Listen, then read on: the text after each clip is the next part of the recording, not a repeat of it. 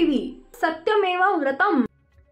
राज्यातील मार्कडवाडी गावातून महाविकास आघाडी fake narrative पसरत असल्याचा आरोप महायुतीच्या वतीनं करण्यात आलाय। या विरोधात आता महायुती देखील मैदानात उतरली आहे।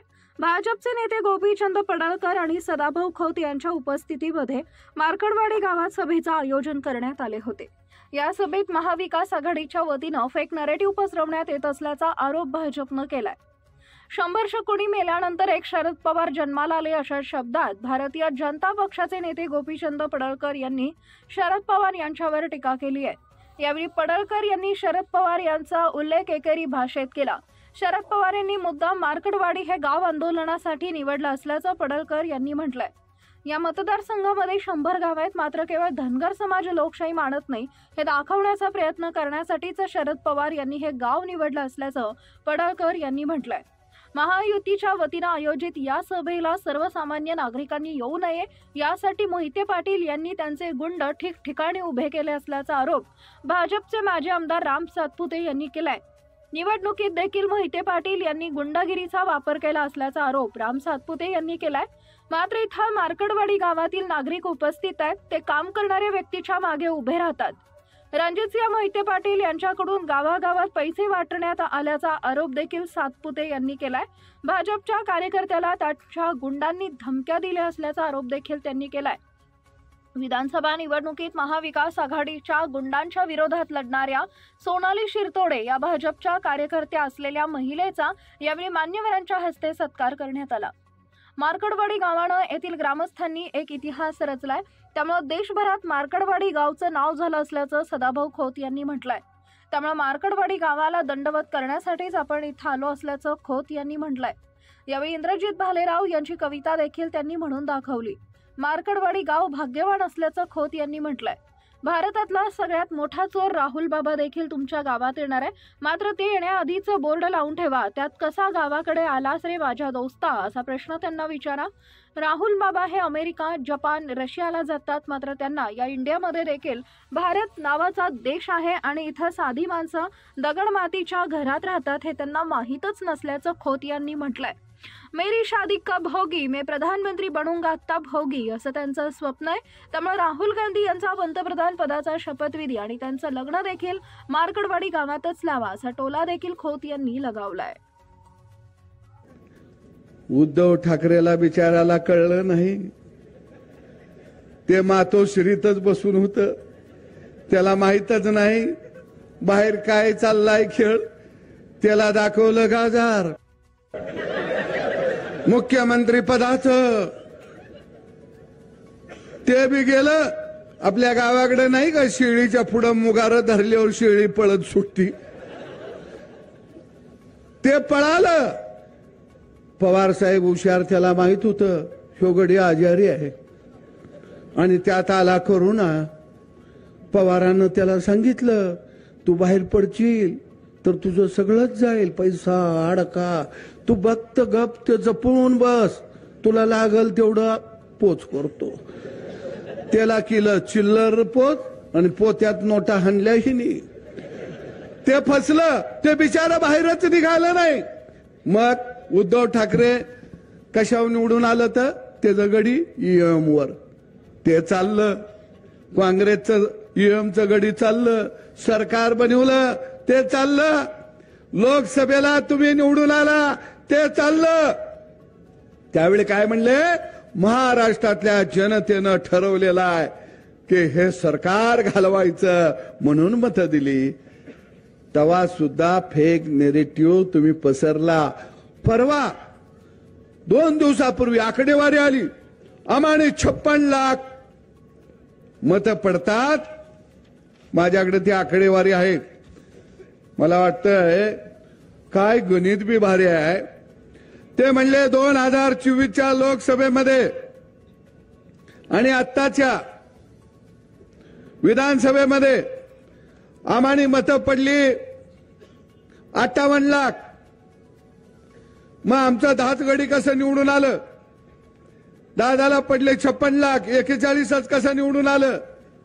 अरे लोकसभेला भाजपला 1.5 कोटी होती, 9 निवडून आली, तुम्हाला 58 लाख मतं पडली, 8 गडी तुमचं निवडून आलं, मग 1.5 कोटीवाल्याचं 9 येते ते आणि 58 लाखवाल्याचं पवार साहेबाचं 8 गडी निवडून येते ती. तुमचं गडी वाढलं कसं? काँग्रेसला 96 लाख मतं पडली लोकसभेला, गडी निवडून आलं 13 आणि 1.5 कोटी पडलं, त्याचं गडी किती निवडून आलं? 9. भावांनो, यांना लक्षात आलं बॅलेट पेपरवरती घोटाळा करता येतो. पूर्वी आपण घोटाळा केला. भंडारा लोकसभा मतदारसंघामध्ये भारतरत्न डॉक्टर बाबासाहेब आंबेडकर उभा राहिले. 18,000 मतानं पराभव झाला. पण त्या ठिकाणी कागदावरची बॅलेट पेपरवरची मतं बाद किती दाखवली? 72,000 मतं बाद दाखवले. आणि त्यावेळी जयप्रकाश नारायण म्हणले ह्यात काहीतरी गडबड दिसते, या घोटाळा दिसतो या. अरे ईव्हीएम मशीन कायदा कुठे केला?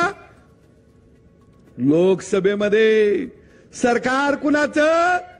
तुमचं. म्हणजे एकदा कायदा झाला की तो कायदा जनतेनं राज्यकर्त्यांनी पाळायचा असतो. या संसद हे कायदे मंडळ आहे.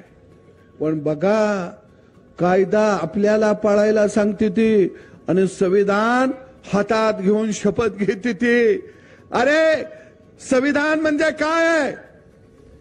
संविधानानं माणसाला व्यक्ती स्वातंत्र्य दिलं, संविधानानं माणसाला कायदा दिला. मग ते संविधान हातात घेता आणि कायदा तुम्ही पाळायचा नाही म्हणता. आणि म्हणून मी मार्केटवाडीतल्या जनतेला बोलू द्या. मीडियावाल्यांना माझी विनंती आहे, हे सगळे मार्केटवाडीतले लोक कोण कोण आहेत हात वर करा. हे बघा अख्खं गावच आहे. तर तुम्हाला बॅलेटवरती मतदान पाहिजे आहे का? हात वर करून सांगा, तुम्हाला बॅलेटवरती मतदान पाहिजे आहे का? जोरात सांगा, पवाराला ऐकू गेलं पाहिजे. मोठ्यानं बोला. नाही ना? ईव्हीएम वरती तुम्ही महायुतीच्या बाजूने मतदान केलंय का? कोणी कोणी केलंय हात वर करा. कोणी कोणी केलंय हात वर करा. जरा कळू दे. हात जरा थोडा वेळ धरा. हा? आणि म्हणून आम्ही ठरवलं की मार्कडवाडी गावामध्ये गेलं पाहिजे. महाराष्ट्रामध्ये आणि देशामध्ये मार्कडवाडी पॅटर्न. आणि पहिल्यांदा पॅटर्न कुणाला दिसला? कुणाला दिसला? अरे हे माझं रक्ता मांसाचं गाव आहे, माझ्या पै पाहुण्यांचं गाव आहे. 90% इथं धनगर समाज राहतो. आणि मग माझी जबाबदारी वाढली की अरे धनगरांनाच पुढं काय केलं, की म्हणजे या महाराष्ट्रातला धनगर समाज लोकशाहीच्या माध्यमातून जी निवडणूक प्रक्रिया पार पडते त्याच्या विरोधात आहे असं वातावरण करण्याचं महापाप शरद पवारांनी केलं. म्हणून आम्ही मार्केटवाडीमध्ये आज आलोय. अरे 100 शकुनी मेल्याच्या नंतर एक पवार जन्माला आलाय.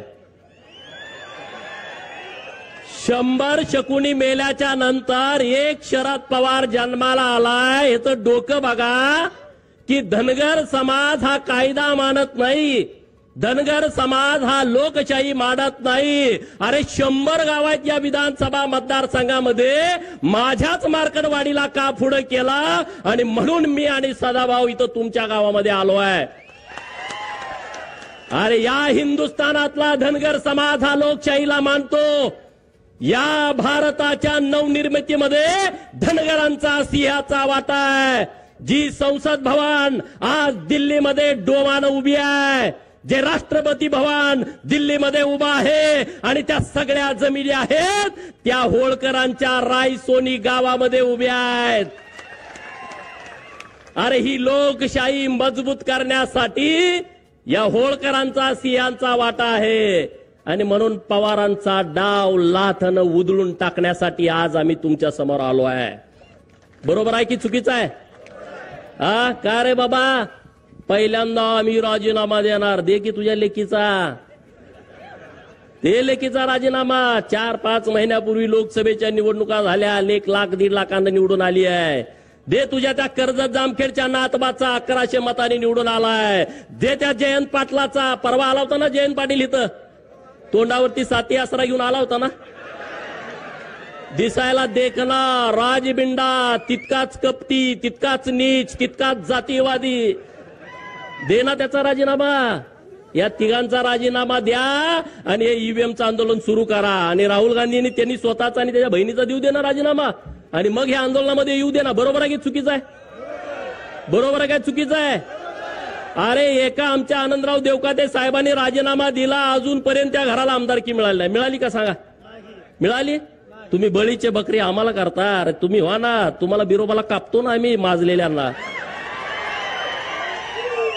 बरोबर ना? आपण बिरोबाला कुणाला कापतो? बोकाड. ते कुठलं बोकाड कापतो? 10-12 बोकड आपल्याकडे असतात, कुणाला कापतो? बकरी आपल्याकडे 100 असतात, पण त्यातल्या एकालाच का कापतो? कारण ते माजलेलं असतं. आणि म्हणून या महाराष्ट्रातल्या प्रस्थापितांना आपल्याला बिरोबाला आणि खंडोबाला कापावं लागेल. कापायचं की नाही कापायचं?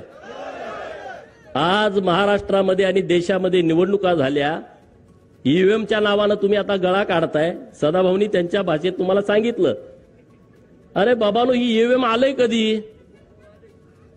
तुम्ही त्याच्यानंतर 2 वेळा केंद्रामध्ये सत्ता भोगली. 2009ला हे शरदचंद्रजी पवार या माढा लोकसभा मतदारसंघातून ईव्हीएम वरती निवडून गेले. गेले की नाही गेले सांगा? 5 वर्ष तुमचे प्रतिनिधी होते. तुमच्या गावात किती वेळा आलते? मार्कडवाडीमध्ये किती वेळा आलते? जरा जोरात कळू द्या. म्हणजे संधी साधायचा असला का हा माणूस कुठे येतो बघा. तुमचा प्रतिनिधी होता तेव्हा हा माणूस तुमच्या गावात आला नाही, एकदा पण आला नाही. अरे तुमच्याच गावात काय, या माढा लोकसभा मतदारसंघामध्ये शेकडो गावात हे कधी गेले नाहीत आले. यांना तुमचं काही देणं घेणं नाही आहे. यांचं कसं आहे, आमच्याच कोंबड्यानं बाग दिली पाहिजे आणि मगच उजाडलं पाहिजे. हा जो गेल्या 50 वर्षापासूनचा प्रयोग सुरू आहे, तो प्रयोग आता त्यांचा कोंबडा देवाभाऊनी कापून खाल्लेला आहे. बरोबर? त्यांचा आता कोंबडा ओरडू शकत नाही आणि त्यामुळे त्यांच्या तळपायाची आग मस्तकात गेलेली आहे. आणि म्हणून ठरवलं की आपल्या लोकांशी जाऊन बोललं पाहिजे. समोर जे आंदोलन करतायत त्याही भावांना माझी विनंती आहे, अरे तुम्ही चुकीचा पायंडा पाडायला लागलाय. कुणासाठी तुम्ही आंदोलन करताय? कसलं आंदोलन करताय? अरे जर समाजाचं आंदोलन असतं, आम्ही सरकारचा विचार केला नसता, आम्ही तुमच्या बाजूने ठामपणे उभं राहिला असतो. आज जे मार्कडवाडीतून जे आंदोलन उभा करताय ना, हे सरंजाईशाही, हे मोहिते असतील, हे पवार असतील, ह्यांना वाटतंय की आम्हीच या लोकांना गुलाब बनवून आम्हीच इथले राजे आहोत लोकशाहीतले सुद्धा. अरे डॉक्टर बाबासाहेब आंबेडकर साहेबांनी जेव्हा संविधान आणलं ना, तेव्हा राजे आणि पोतराजे एका लेवलला आणून बसवले, यामध्ये फरक ठेवला नाही. आणि तुम्ही आता लोकशाहीमध्ये अनेक वर्ष या महाराष्ट्राच्या सत्तेमध्ये ठाण मांडून होता आणि आता तुम्ही बाजूला झाल्यानंतर तुम्हाला वाईट वाटतंय. तुमच्या पोटामध्ये कळा उठतेत. तुमच्या पोटात किती जरी कळा उठल्या तर देवाभाऊ नावाचा डॉक्टर आलाय, चुन्याची गोळी देऊन तुम्हाला बरं करताय. तुम्ही आता टेन्शन घेऊ नका. ईव्हीएम वरती घोटाळा होतोय. अरे माझं 2019ला मी बारामतीमध्ये उभा होतो, माझं डिपॉझिट जप्त झालं, मी भारतीय जनता पार्टीचा उमेदवार होतो. ईव्हीएम मध्ये जर घोटाळा असता तर माझं डिपॉझिट गेलं असतं का? तुम्ही साधा विचार करा. गेलं असतं का सांगा? जरा तरी जवळ आणून चिटकवलं असतं का नसतं?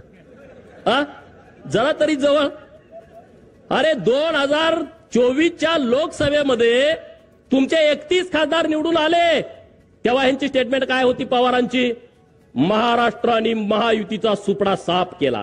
बघा पेपर काढून, बघा युट्यूबवरती बातम्या काढून. महाराष्ट्राची जनता माफ करणार नाही, त्यांनी तुम्हाला हद्दपार केलं. 4 महिन्यापूर्वी यांची स्टेटमेंट, आणि आता तुम्हाला हद्दपार